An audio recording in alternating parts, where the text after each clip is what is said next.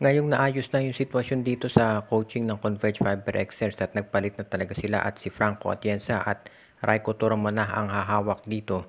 Mukhang ready na sila na ituloy itong trade para kay Calvin Abueva na naudlot dati. Pero mukhang lumawak na yung trade ngayon at ang mangyayari ay ganito. Mapupunta na dito sa Converge Fiber Xers itong si Calvin Abueva plus isasama ng Magnolia itong si Paul Lee. So, Paul Lee at Calvin Abueva dito, mapupunta yan sa Converge Fiber Xers.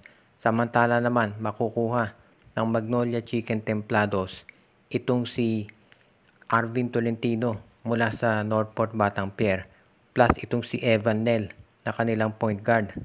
At dito naman sa Northport Batangpier, ang makukuha nila ay itong si Jeyo Ambohot mula dito sa Converge Fiber Xers plus isasama rin itong si Shawnee Winston. So para maliwanag, mapupunta dito sa Converge itong si Paul Lee at Calvin Abueva. Dito sa Northport, si Jeyo Ambohot at itong si Shawnee Winston. Samantala naman dito sa Magnolia, makukuha nila itong si Arvin Tolentino at Evan Nel.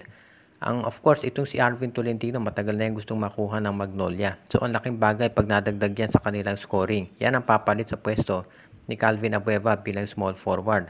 At medyo magiging maganda ang backcourt ng Magnolia, Jerome Lastimosa at Evan Nel, plus nandyan yung veterano na si Mark Baroka.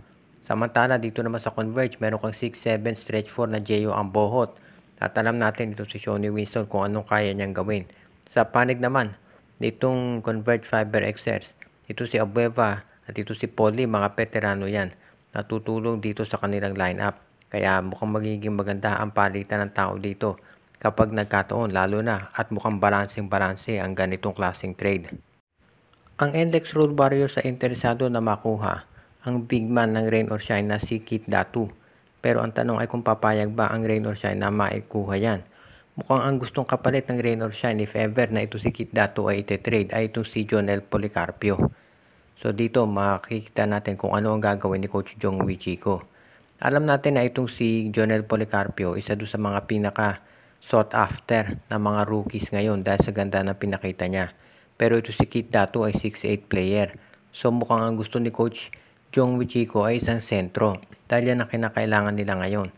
So ang tanong naman, kung ikaw Rain or Shine, papayag ka bang i-trade itong si Kit Datu? Totoo, maglalaro na dyan si Luis Villegas sa kanila. So 6'7 din yan. Pero kung mawawala si Kit Datu, sino magiging center nila? Marami silang big men. Ito si Bo Belga, si Kaylan Tiongson, and of course, alam natin si Santi Santillan. Pero ang mga yan ay power forward ang laro. Kaya tignan natin kung paano gagawin itong Rain or Shine Elasto Painters ngayon. Kung papayag. Dahil alam natin, gustong makuha ng NLEX itong ng ROS, itong si Policarpio. Inoffer nga nila si Kaylan Tiongson para dyan. Pero mukhang ang gustong kapalit ng NLEX ay itong si Kit Datu. So abangan natin kung papayag itong si Coach Yeng Giao. As it is, patuloy ang pagbe-build up nitong ROS, pati na nitong NLEX Road Warriors. Kaya abangan natin kung magkakaroon ng additional players na magiging involved dito sa trade na yan kung sakasakali. Gusto ni Coach Yeng Giao siguraduhin na kapag siya ay gumawa ng trade, hindi malulugi. At pati na rin siyempre si Coach Jong Wichico. Dahil sa ngayon, itong NLEX ay gusto ng MVP group na mag-champion na rin. Dahil nagawa na yan ng Meralco Bots, kaya inaabangan nila kung magagawa rin yan ngayon ng NLEX Road Warriors. Tignan natin, pero maliwanag dito, ang pag-build up ni Coach Jong Wichico ay nagsisimula pa lamang at susubukan nila na gumawa ng transaction kasama itong ROS.